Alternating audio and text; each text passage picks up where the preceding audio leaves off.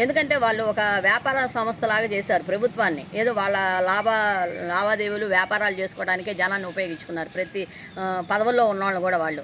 అలానే సజ్జల రామకృష్ణారెడ్డి, జగన్మోహన్ రెడ్డి వీళ్ళిద్దరూ కలిసి ఆ అమ్మాయిని ఒక మరబొమ్మలాగా చేసి బంధించి ఆ అమ్మాయిని చాలా ప్రాబ్లంలో క్రియేట్ చేశారు.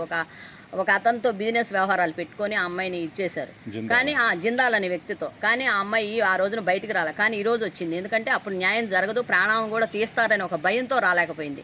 ఈ రోజు బయటకు వచ్చింది ఆ అమ్మాయి. బయటకు వచ్చింది కాబట్టి ఈ ప్రభుత్వంలో ఖచ్చితంగా న్యాయం జరుగుతుందని మేము అనుకుంటున్నాం. ఖచ్చితంగా కూడా జరుగుతుంది.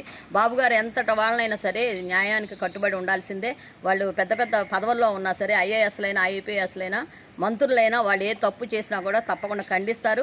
ఈ ప్రభుత్వంలో ఆ అమ్మాయికి న్యాయం ఖచ్చితంగా జరుగుతుందని మేము అనుకుంటున్నాం. అంటే జిందాల్ మీద ఉన్న కేసుని విత్డ్రా చేయించడానికే తప్పకుండా అది విత్డ్రాల్ చేయడానికే వీళ్ళు ఈ అమ్మాయిని అడ్డం పెట్టుకున్నారు. ఆ కుక్కల సుబ్రహ్మణ్యం అనే అతన్ని పిలిపించి అతను వైఎస్